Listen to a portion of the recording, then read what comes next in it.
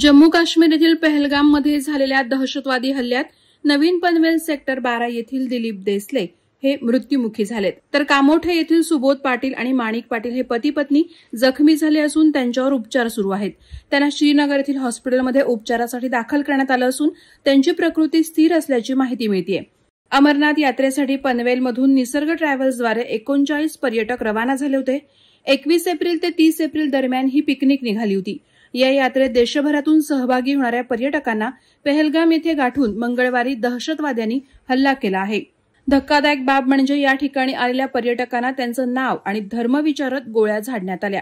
दरम्यान या हल्ल्यात जखमी झालेले माणिक पाटील हे कस्टममधून सेवानिवृत्त कर्मचारी आहेत। कामोठे पोलीस ठाण्याच्या वरिष्ठ पोलीस निरीक्षक विमल बिडवे यांनी त्यांच्या निवासस्थानी भेट देत परिस्थितीचा आढावा घेतला। रात्री उशिरापर्यंत त्या पाटील यांच्या कुटुंबियांसमवेत प्रशासनाशी संपर्क साधत होत्या, तर पनवेलमधील अन्य कुणाला मदत लागल्यास सहकार्य करत होत्या। पहलगाममधील परिस्थिती अद्याप नाजूक असून या ठिकाणी काही पर्यटक अडकलेत। त्याबाबत माहिती मिळण्यासाठी आणि पर्यटकांच्या नातेवाईकांना माहिती देण्यासाठी श्रीनगर येथे मदत कक्ष स्थापन करण्यात आलाय।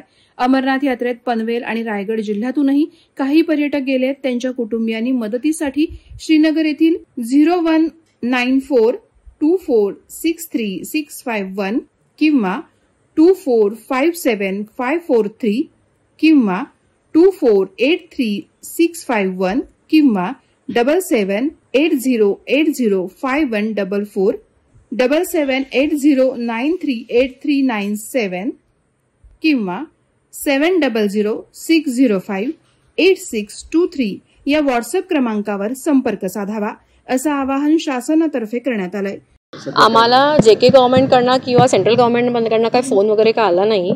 आम्हाला बेसिकली न्यूज थ्रू कळालं की असं असं झालंय करून दुपारी। मग त्याच्यानंतर इव्हनिंगला जेव्हा नेम फ्लॅश झाला तेव्हा वी गॉट कन्फर्म की ही इज नो मोर, बिकॉज कोणाचेही फोन लागत नव्हते।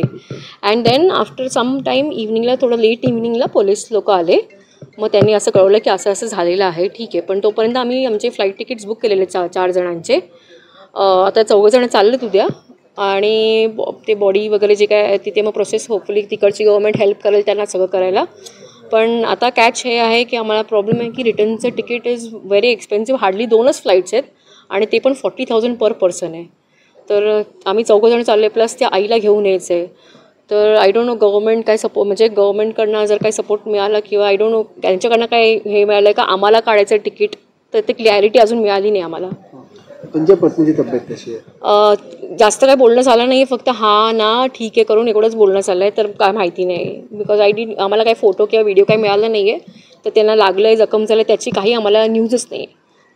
वहाँ से कोई ऑफिशियल कम्युनिकेशन बिल्कुल नहीं है आपको? वहाँ से कोई नहीं, यहाँ से लोकल महाराष्ट्र गवर्नमेंट के जो लोकल पुलिस आए थे वो आके बता के गए।